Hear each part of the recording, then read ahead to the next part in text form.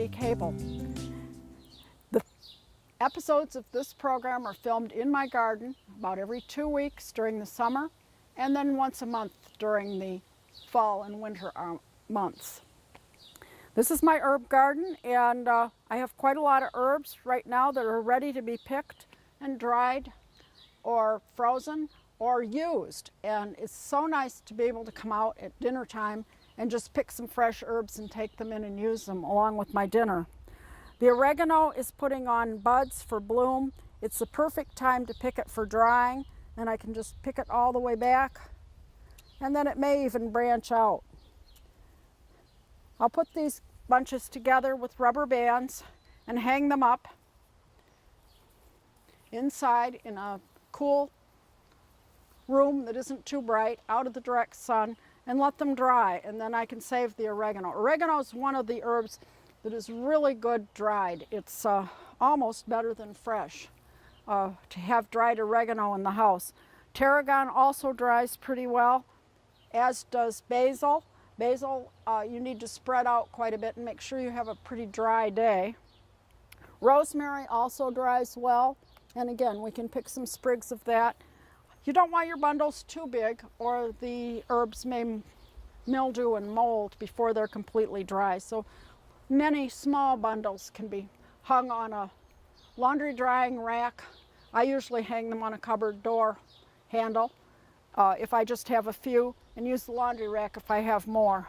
Again, some of the oregano is already in bloom, so I'll take that is not. Sage can be dried now, or you can wait till later for the sage. A lot of these can be picked now and used. We have lemon balm and lime balm.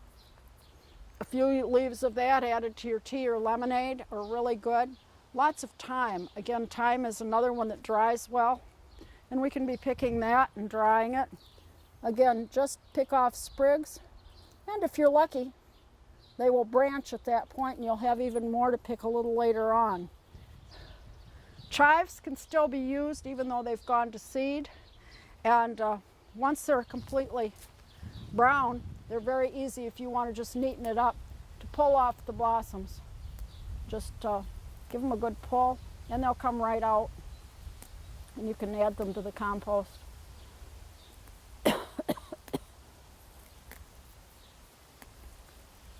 Again, it doesn't take long to go over a whole plant, and just make it a little neater. And those can be composted later. If you want to save seeds, if you'd like to have chives coming up someplace else, you can just take some of the little black seeds that are in those blossoms and spread them in another location, and you will have chives probably next spring.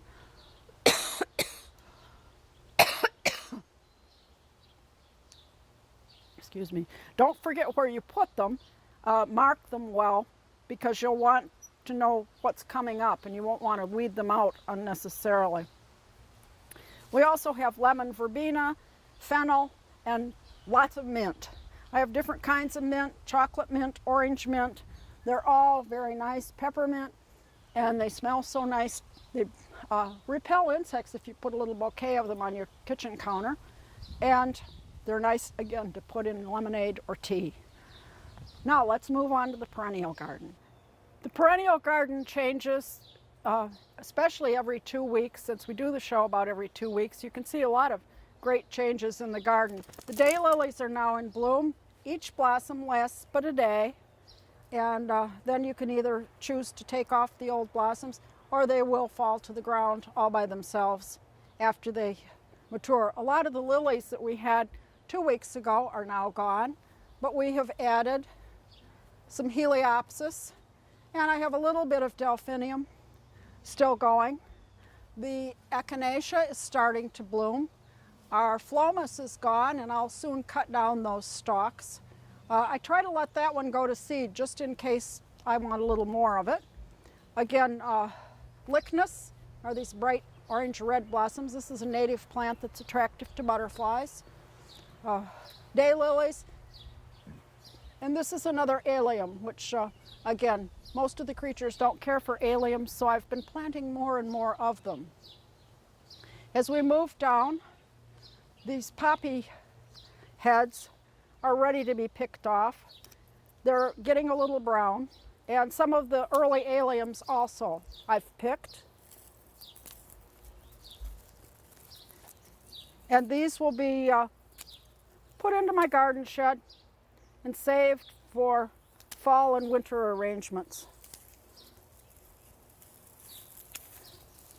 Coral bells are still blooming, but there are some stalks that have stopped blooming, and those can be deadheaded.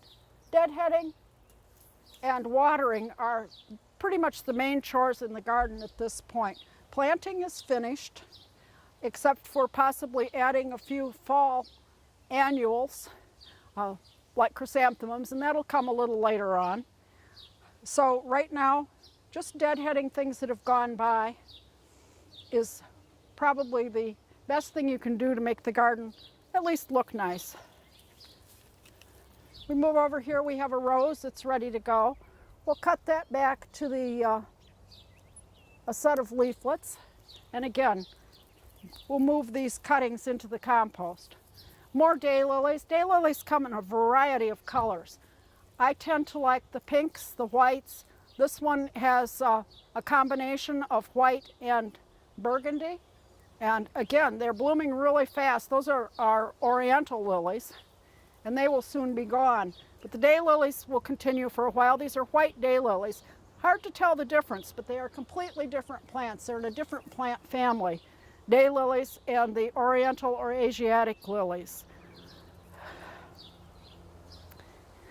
This is butterfly weed, and it is a favorite of the monarch butterfly, and it is one of the few things. It's in the milkweed family, so the monarch butterflies can lay eggs on this, and their caterpillars can eat the leaves. They only eat plants in the milkweed family, so if you want monarch butterflies, butterfly weed is a good one to plant.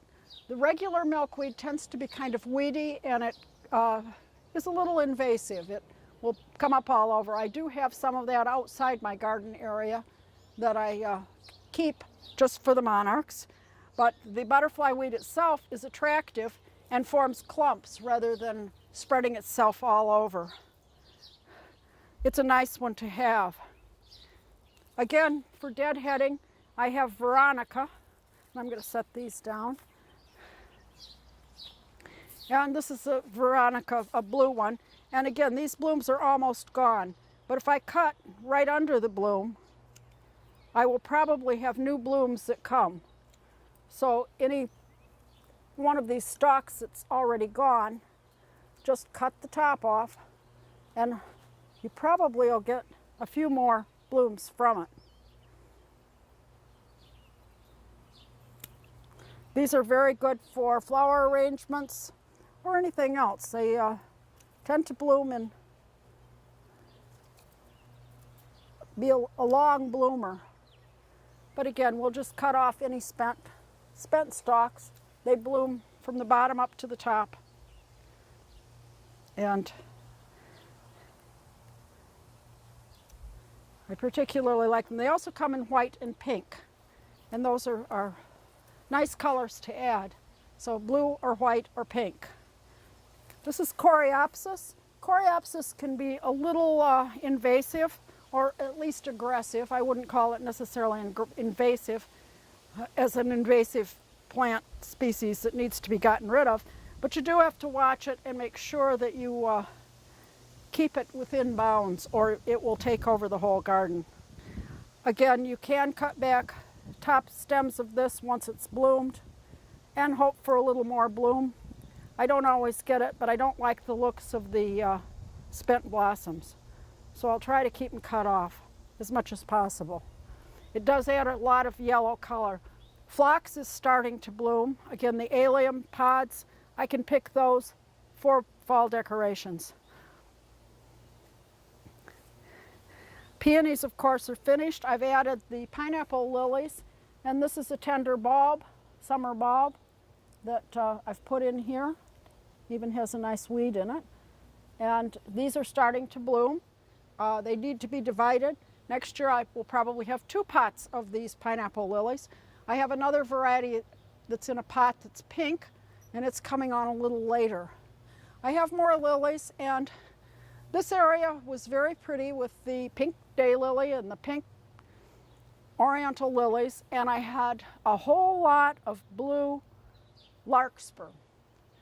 I've also got some rabbits, and the rabbits have chewed off all of the larkspur in the garden. They've also been in the vegetable garden, and I'm working on repelling them. I've used a little dried blood around some of the plants, which is one of the things I supposedly don't care for too much. I've also put some marigolds here and there, another thing they don't like, a strong smell. But there's not much I can do besides that. I'm not willing to trap them because I don't want to kill them, and it's illegal to put them on someone else's property. And believe me, there is no property in Norfolk or the entire New England area that's not owned by somebody, so it would always be somebody else's property. I certainly don't want people to dump them near me, and I'm sure other people feel the same way. So we have to deal with the rabbits, and there are some natural predators, the coyotes, which are prevalent in Norfolk, and also I have a lot of hawks. In 45 years here, I have never had a rabbit problem. This is the first year. So I'm thinking it will probably be a problem that's gone in another few years as well. Again, moving down here, we have some stokesia. So far the rabbits don't like that. I'm also noting the plants that they like and the ones that they don't like. I will plant fewer of the ones they like, if at all planting them, and kind of concentrate on the things that they are not eating. Supposedly their tastes don't change too quickly. However, I have a feeling that if rabbits are really hungry, they'll eat just about anything. So we'll have to deal with them. Lavender is in full bloom, and this can be picked now and used in the kitchen, as well as just a lovely bouquet that has a wonderful aroma. These stalks, when they turn completely yellow, I'll cut those off again and save them for fall decorations. Another butterfly plant is the monarda or bee balm, and it's also called Oswego tea and was used once as a tea replacement. The petals are edible, and it too is one that the butterflies really like. The blue platycodons are starting to bloom. They're loaded with blossoms, and they will be in full bloom probably in another week or two. The other plant I wanted to show you is one called Eryngium. I have Echinops, which has a larger blue blooming body. This one is, they look almost prehistoric, but this is Eryngium, and it's a smaller one. There are several varieties of it, but it too can be planted and dried, and it dries beautifully to use in an arrangement. I'm letting this bee balm, which was an earlier one, go to seed. This was Monarda bradburia, and it flowers a little earlier, and I'm hoping it will expand and I can get a few other plants of it to plant in other areas of the garden. If you can see in here, there's still some bulb foliage, daffodil foliage. It's been slow to brown off, and I'm gradually removing it as it does turn brown. Most of it's gone already, which leaves space to add other annual plants if you wish to, or some of the fall blooming plants as we go along into fall. Lady's mantle still is showy enough to leave without deadheading. When those flowers turn brown will be the time to get rid of it and just deadhead those blossoms and leave the leaves. The blue that you see here and in other areas of the garden is Nepeta, which is a catmint, and I haven't seen any cats in it, although mine used to love it when I had a cat. It's related to catnip, but not quite as popular with the felines. Now let's go over to the vegetable garden and see how that's surviving the rabbit attack. On our way to the vegetable garden, I'll stop by some planters and window boxes and water. That's the word. And once a week I add some liquid fertilizer when I water the plants, and that keeps them going and blooming, hopefully. With a dahlia here that's about ready to bloom and one over here that is in bloom. But they need water at least every other day for a large planter. This is a lemongrass that I had an extra. My one in the vegetable garden where it doesn't get as much water is quite a lot smaller. And also window boxes, and they need a lot of water. I have a petunia in here. I still have a viola that's hanging on, some verbena, and some other greenery. And a small window box like this needs to be watered pretty much daily, especially if it's in full sun. The one back here is not quite in full sun, but it too still needs a lot of water.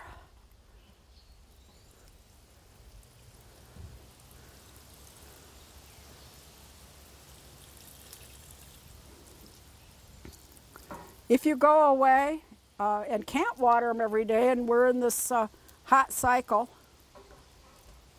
and you would like something besides brown stalks when you return, one of the things you can do is use empty soda bottles, liter bottles, fill them with water and then suspend them right into the planter and put a couple in each one, and they'll slowly leak their liquid into the planter. It will work for a couple days, not much longer, but it will give you a little time before you need to water them again. I don't use it on a regular basis. I really don't like the looks of soda bottles sticking up out of my plants, but it is one way to add a little water gradually if you're going to be gone. Now the vegetable garden. When you are. It's time for raspberries, and my earlier set of raspberries is now bearing quite well. In fact, I picked them earlier this morning. You can just come out and pick them and eat them as you work in the garden, but we're going to do a few things with the raspberries. I have put a net over them to discourage the sharing with the birds. The birds can still get underneath, and they do find a way to peck through the top at some points, so they get enough. But I don't want them to get all, so I do put a net over them. And then when my later berries start to bear, I'll move the net so it covers them. I have tomatoes in this area, which I need to stake up to the posts, continue to tie them. And I do have a few green tomatoes here and there. They do need a little fertilizer to keep going, and I should be doing it weekly, and will continue to do it weekly. And I use a product, fish oil emulsion fertilizer on my vegetables. The flowers, I tend to use a liquid, a powder that's dissolved in liquid. I have dill, plenty of dill. If anyone wants to make pickles, we have it. I can cut this off and then put it in a large paper bag, a paper grocery bag, and put the heads down, and these seeds will mature. If you just dry it, all the seeds will fall out, and you'll have seeds on the floor. This way you have a grocery bag to catch it. So I'll be cutting a number of pieces of dill and putting it in a bag to save it. And then if I wish to make some pickles when I have cucumbers, we'll do that. This end of the garden is part of the area that the rabbits were in. And part of the reason was that my fence wasn't working real well. However, I've also seen them go right through the fence, under it, over it. They're little, they're tiny rabbits, baby rabbits. They're very cute, but they did manage to eat a lot of my beets, and they also worked on the carrots a little bit. That was when I discovered I had a problem. And they haven't nibbled the flowers too much, so I don't think they like straw flowers particularly well, or some of the other flowers that I have planted in here. They haven't bothered the calendulas either. Calendulas are a flower, but they also can be used as an herb. The petals are edible and can be used in baked goods, sprinkled on salads. They were once used as a substitute for a more expensive saffron. If you've priced saffron, you realize that it is quite pricey still. This is kind of a wild part of the garden. I still have onions, and I'm picking those and using them. Those onions that didn't get used as scallions will now make bulbs as onions that can be gathered when the foliage completely dies back. We're still getting a few peas in this area.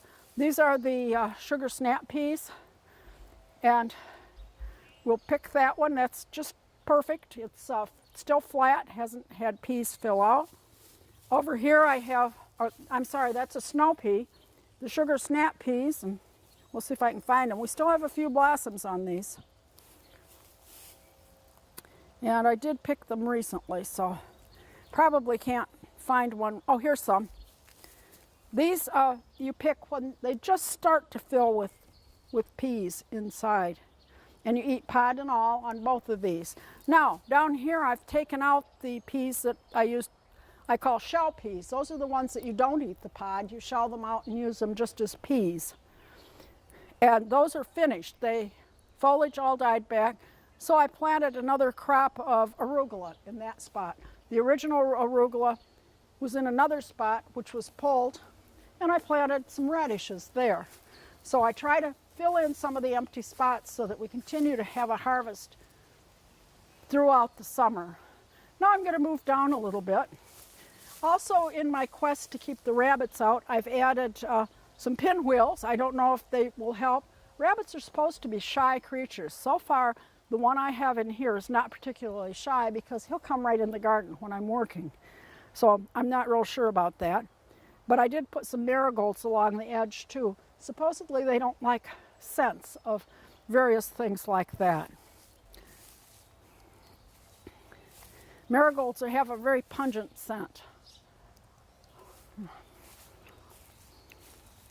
Moving down this way, there's plenty of lettuce for salad. I've planted several crops and they're coming along nicely. I have herbs, several kinds of basil to use that I plant in this garden, both the dark colored basil and the regular green basil, also some lemon basil and lime basil, which I like to change up and use. We've been eating broccoli. They're ready to pick. And this is one that's definitely ready to pick. I've already picked this one and it's already putting up some side shoots. When you have broccoli, once you've taken the main head out, don't pick the plant. Continue growing it and you'll get some lovely side heads, which will account for quite a lot of broccoli over the time it takes to get to frost. You'll have quite a bit of broccoli to eat. The beans are in blossom. That means we're going to have beans very shortly. Green and yellow. There's a few lima beans in here and a few black beans that will be used for shelling. We'll wait till he goes over.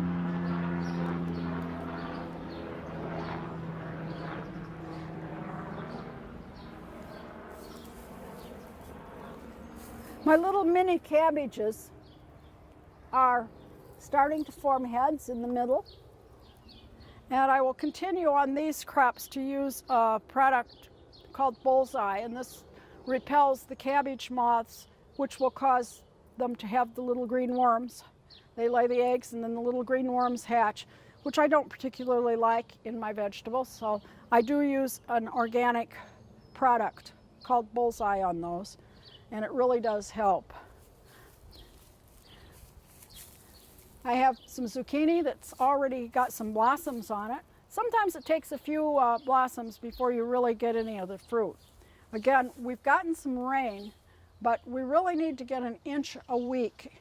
The early period of dryness and drought really set my garden back a bit. It will do better with rain. We got a good rainstorm last week, and we're hoping for another one this week. I use a product.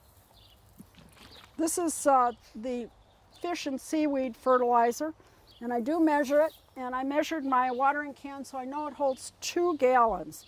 This is 1/8 of a cup per gallon, so I'll use 1/4 of a cup for this watering can. That would be the proper amount. It gives directions to be used on house plants. However, I would caution you not to because it smells very fishy, and I find it a little repulsive in close quarters, but the vegetables do like it. So these are peppers that need a little boost, and we'll just water those with the fish oil that's been added. I'll do the same with the tomatoes as well.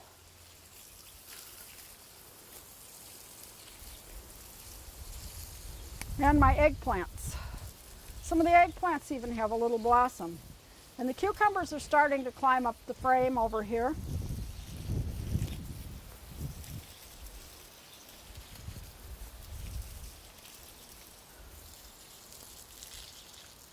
I had a lovely collection of Indian beans on this trellis. The bunnies did me in. They filled the whole trellis. Now I have one bean left. I've put some of the pinwheels around it in hopes of discouraging it. But what they did is they just nipped it off. They didn't even eat it. They left the vines to die, but they just nipped it off with their sharp little teeth. I'm hoping a few of them might come back, but it doesn't look too promising. I also hope we get a few bean seeds. This is a bean that was given to my husband by a Native American, and it's a very old one, and I had collected the seed. I planted seeds last year and collected them so that I'd have enough to do a whole teepee worth this year. Well, the bunnies had a different idea, so I'm hoping that this one will grow and flower, and I can at least get a few more seeds to start over growing this variety of beans. We have plenty of parsley, and I have more Swiss chard that I planted for a second crop. So we have plenty of greens to cook. We're eating from the garden, and it's really nice to have fresh things that we can just run out and pick right before dinner. This is an herb called Sweet Annie, and it is not edible, but it does have a nice fresh odor, and it can be used as a room deodorizer, basically, and it does repel a few pests as well.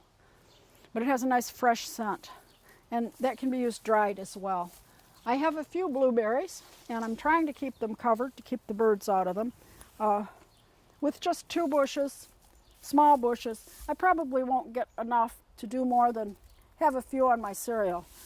But if I don't cover them or try to keep them covered, I won't have any at all because the birds like them even more than I do. Now let's go back to the shade garden and see what's happening back there and do a little building project. The first thing I do when I come out is feed my fish. My fish have been really shy. These are new fish. We have 7 of them, and they tend to like to hide. And so I'm trying to teach them to come when I feed them. So far they just want to eat at the bottom of the pond. It's probably a little cooler down there, but they're still a little shy. They were caught once when they were at the pet store, so I guess they're afraid to get caught again. They like their new home and want to stay. They are growing. They're about twice the size they were when I brought them home. So they seem to be doing pretty well in spite of their shyness. And occasionally one gets caught in my, not filter, but skimmer. In this area with all the trees around, a skimmer is pretty much a necessity to keep the water clear on the top. So occasionally a fish will swim into it, so I kind of keep count of them to see if I have all 7. And if I don't, I check the skimmer and release anybody that gets caught. And they so far have seemed to do just fine. And we have all 7 at this time. They've been, as I said, swimming around a little more, getting used to the environment, and becoming wild fish again. Now, I'm going to build a scarecrow, and this is actually rebuild because I'd already built this one. And if you notice a similarity in size, it's because the measurements I used were mine, as far as the shoulder width and the arm length. I had nothing else to go by. So I put together a 2x4 and a couple 1x1s. Actually, they were old garden stakes. And I nailed it together, and I used screws in the arms so that they are somewhat bendable. and I can move them around. I have an elbow that bends and a shoulder that bends a little bit, so they will bend a bit. The head is an olive oil bottle, used olive oil bottle, plastic, with a little bubble wrap around it. And I sewed together just a piece of cotton and made kind of a little pillowcase type thing. And that is the head. And it is tucked in then to the shirt. I used some packing material, a couple bags of plastic grocery bags that I just kind of swung around the neck, and more packing material wrapped around it to give it a little shape. To do the arms, I'm going to knock this sign over, I think.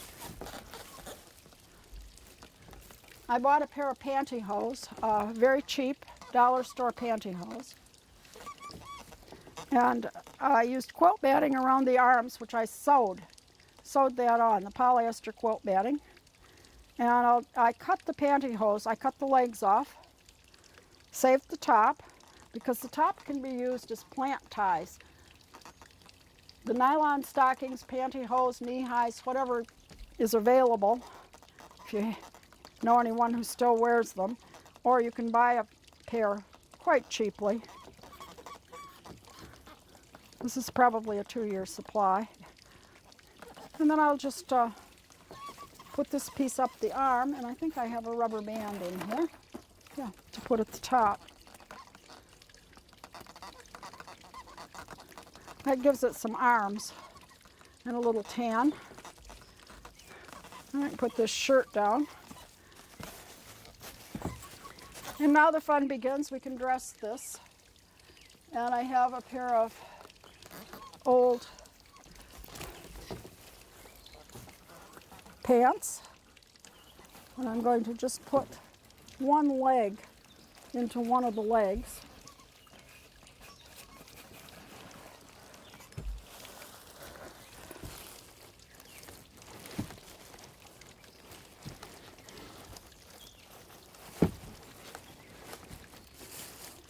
I could use a piece of rope if I had one, but I do have some safety pins.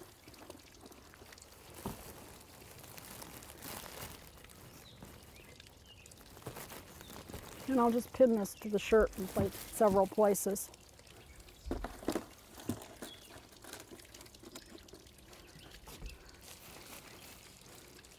It's fun to make a scarecrow. I don't think it's going to scare anything away. I don't think the rabbits are going to mind it at all. Unfortunately, and I don't think any crows or other birds will either. But it's kind of a fun thing to have in the garden.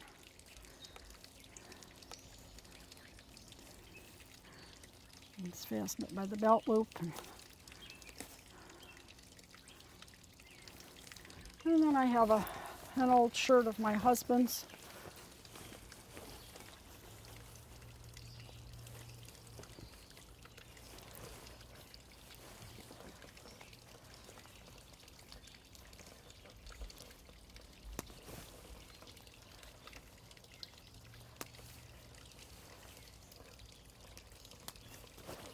There we are.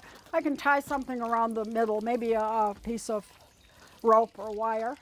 But now the fun part comes is dressing it up. And I was able to find, again at the dollar store, a new pair of gloves for this scarecrow. And we want to make sure we put the thumb on the inside. It's kind of hard to tell with these. These are nice because they have an elastic top that kind of stays on. But she does need garden gloves if she's going to be out in the garden. I've had this scarecrow in other clothing and other lives out in my garden, and I've even had people come out and talk to it. So they have not been necessarily aware that it wasn't a person. So let's hope some of the animals think so too. This is her hair. And what it is the liner for a hanging basket. And this one had it. You can buy new ones. They have them in all of the garden centers. But this is an old one that I would have thrown in the trash, except I hadn't thrown it in the trash. And it's going to make wonderful hair for our scarecrow. We'll give her a hairdo here. And then we can put on a hat. Again, this is a dollar store hat. And It should pull right down, maybe a little too far, over this olive oil top. And there she is. One more thing we need to do is to add a mouth. And I have a red Sharpie, and I'll just give her a nice mouth here.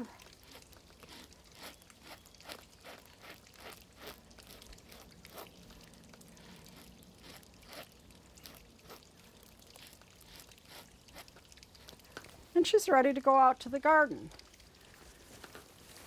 In her hand, we can put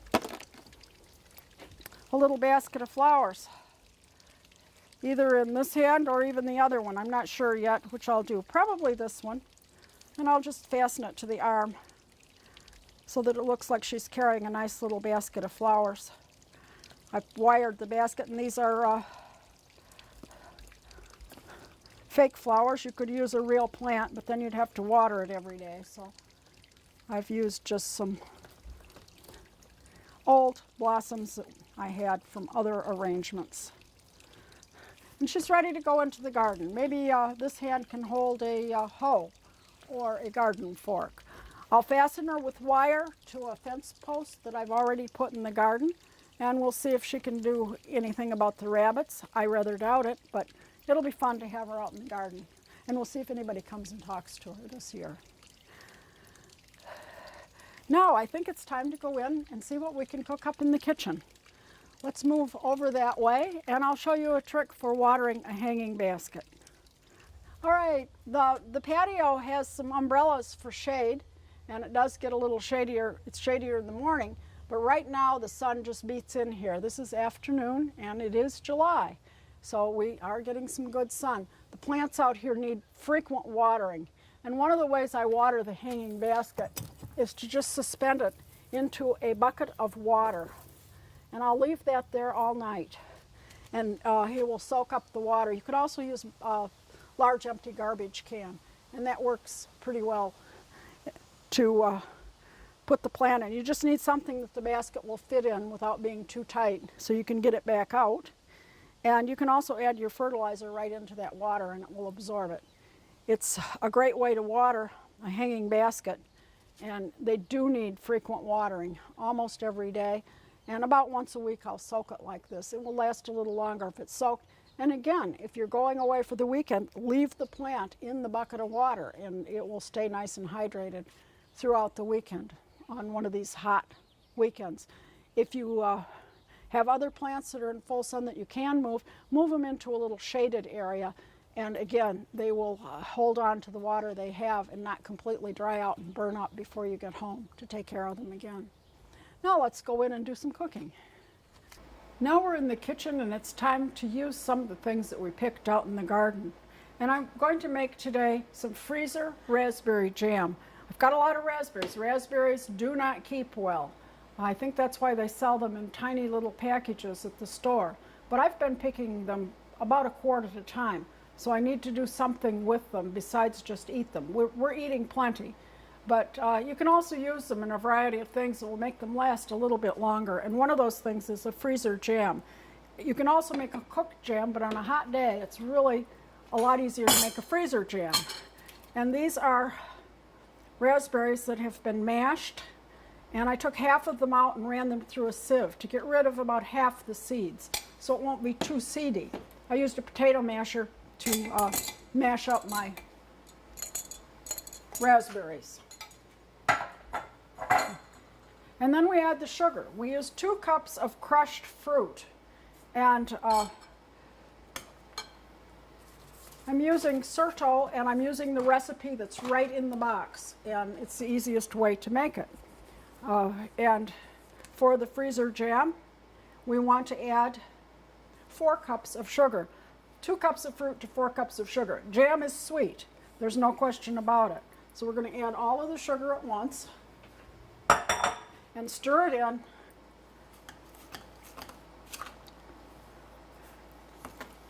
And then we're going to let it set for 10 minutes.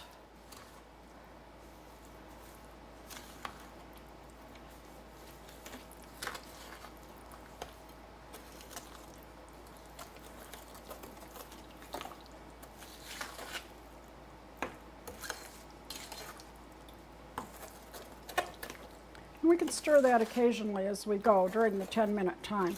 The idea is we want to get the sugar dissolved eventually in the jam. So we're going to just put that aside and let it set. And while we're waiting, we can do something else, and that is to package up the herbs that have been dried. And just drying them isn't, you don't want to leave them like that because they'll collect dust if you just leave them hanging someplace in your house. So we want to remove, this is oregano that we did earlier. And if you think you'll have trouble remembering what you're drying and shredding here, put a little tag on your, because they all look alike once they get dried. And it's very hard to tell the difference unless you know. With oregano, it's pretty easy to smell what you have and know that it's not lemon balm. I'm going to crumble them up and take it off the stems. You don't need the stems, they are of no use. And we'll get it all off. And then this can just be discarded. Things like thyme have smaller stems, so it takes a little longer. And we want to pick up all the little pieces here. And then I can crush it a little bit, but not too much. It's gone down in volume, and they're very dry, which is just what you want. These I'll just throw away. Rubber band and all today. And then I found these cute little storage boxes, another dollar store find. And I'll just pack these away.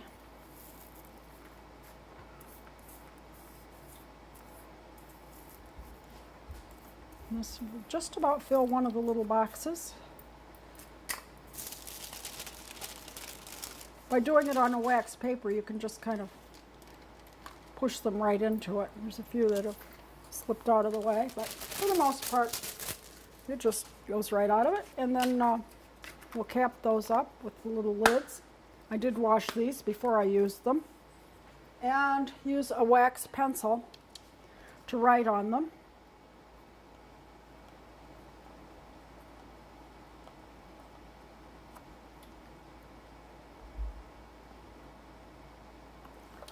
What it is and the date that we did it. Okay, our raspberry and sugar mixture has been sitting for about 15 minutes. And now we can continue on with the recipe, and that will involve mixing our 1 bag of fruit pectin. Fruit pectin is made from apples. It is a natural product that occurs in many fruits naturally, not raspberries. You need to add it if you want them to gel. Mixing the pectin with sugar and often some lemon juice, something acidic. We're going to use 2 tablespoons of lemon juice, which is called for in the recipe. The recipes on the package are all balanced out so that you will get a gel. And they say to mix the pectin and the lemon juice before you add it to the other ingredients.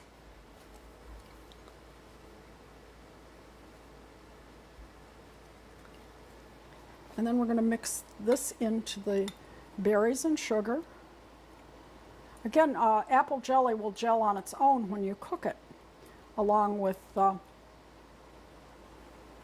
sugar and some acid. Apples have some acid, but you may add more. And then we want to just stir this around for about 3 minutes. And I'll check my clock over there. And we want the sugar to completely dissolve.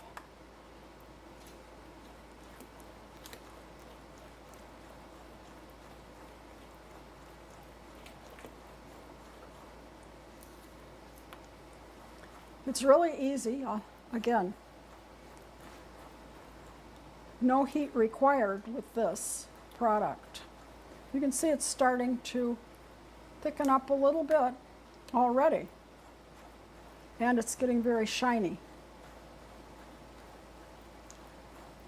But I can still hear some of those sugar crystals. Okay, we've been stirring this for now at least 3 minutes, and now it's time to pack it into some containers And I have some nice little plastic freezer containers. You could also use the glass ones, but I'm going to use these plastic ones. They each hold about a half pint. We want to leave about 1 inch of, or ½ inch of room at the top. It's called head space when you're canning or freezing. Wipe off any that gets on the outside. And then I'll put the lids on. And these lids will fit fairly tight.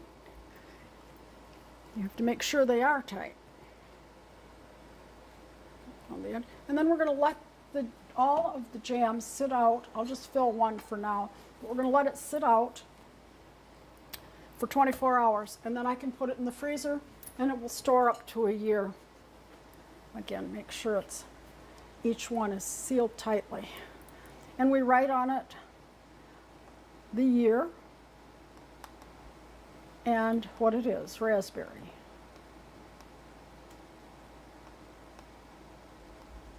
This is a China marking pen. It's a wax pencil. And I don't know if they have them in canning and freezing departments, but you can find them in Staples. And so we have our jam. And we'll add more later. Now the next thing we're going to make is a 2-pea and pasta side dish. And I've already started some water boiling, and I'll add 6 ounces of small pasta.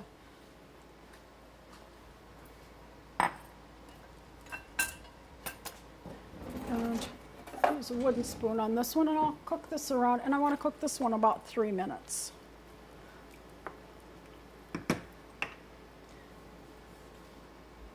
If you put a wooden spoon over the top of a boiling pot, it tends not to boil over, which is a good tip because I tend to boil things over if I walk away from the stove.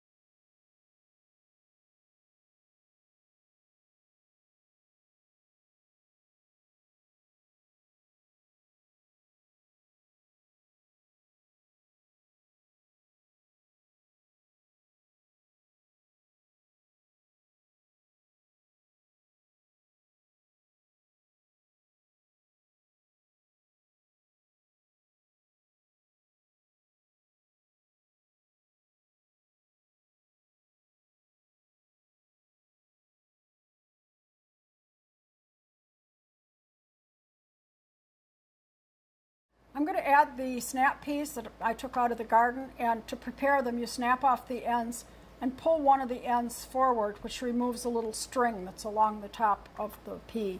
Smaller peas don't have the string, larger ones do. We're going to add those into the boiling water and pasta. Give it a little stir and let that cook for about 2 minutes.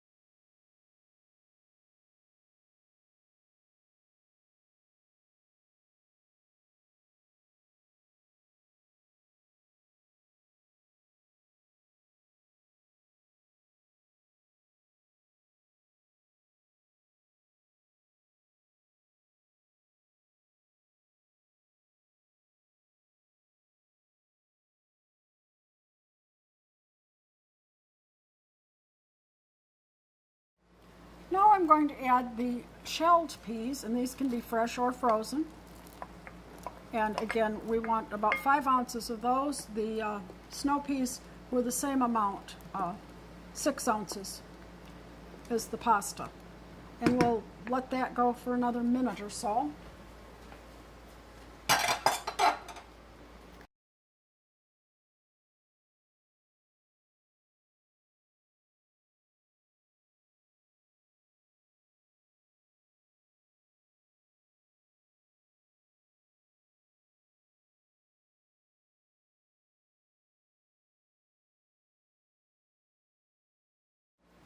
Okay, the next thing I want to do is pull off a little of the cooking water without anything in it, like peas. We want about a half a cup. We might get an AP. We're going to put that aside to thin down the sauce that we're making.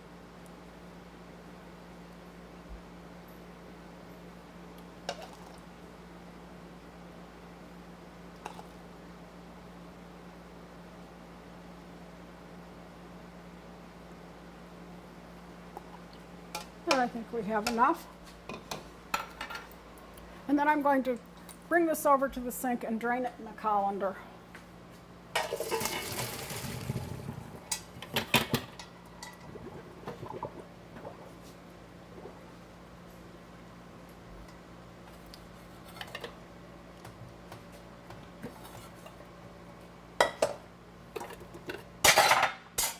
Once it's drained, I'm going to put it back into the pan.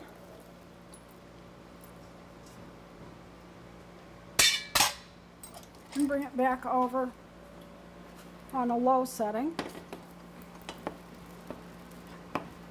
And I'm going to add some butter and some tarragon. Stir that in. And this is a tablespoon of butter and a tablespoon of chopped tarragon. And we'll stir that around till the butter melts.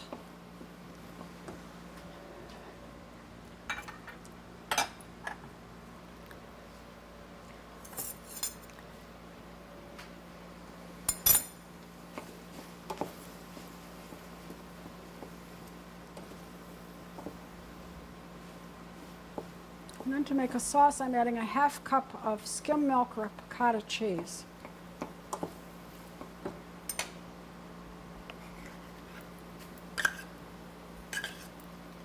Stir that in.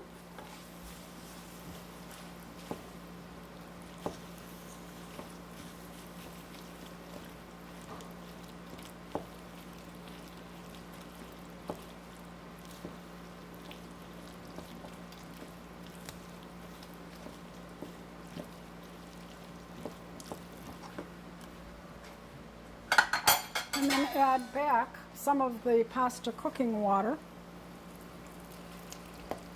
just so that we have a nice thin sauce that coats the peas and the pasta. Maybe a little bit more. You will not necessarily use it all. You want to make sure you have enough. Then we can put that into a serving dish.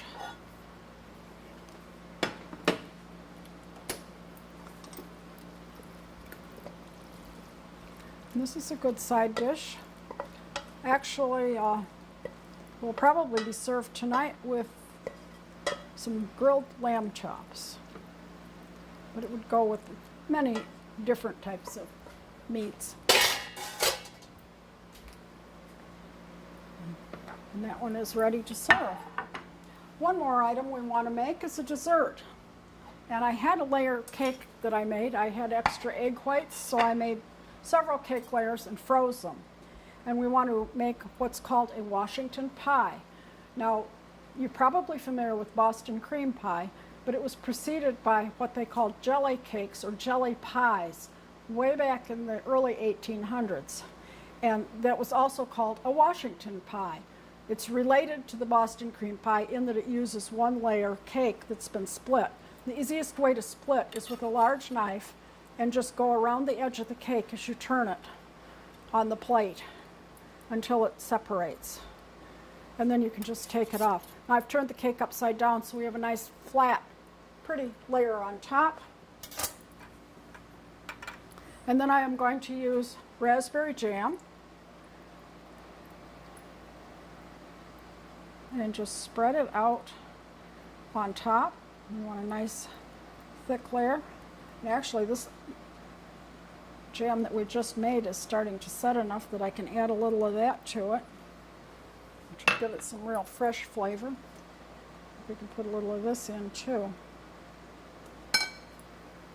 I'd gotten out some that was purchased because I wasn't aware that this would have set up quite as enough. But it has, so we'll use some. These were popular types of cakes back in that time. They were called pies. I'm not sure why, but that's how Boston cream pie got its name. You'll hear that it was originated at the Parker House. It was not. It was something that was made before that, before they claimed to have served it. They do serve it there, their variation, but it wasn't originated there. Then we just put the top back on, and I'll sprinkle it with confectioner's sugar if we take the top off.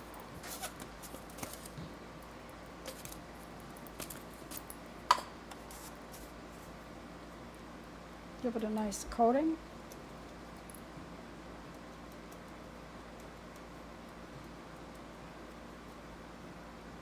I guess it's called a pie because it's served like pie, usually cut in wedges. And I'm going to put some nice fresh raspberries in the middle.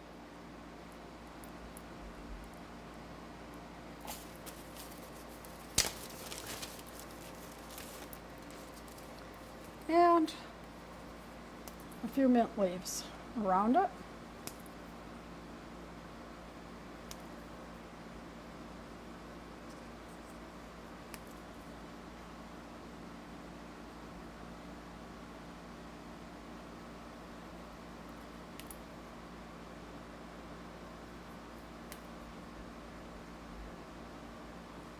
And even a few little violas. These are edible flowers.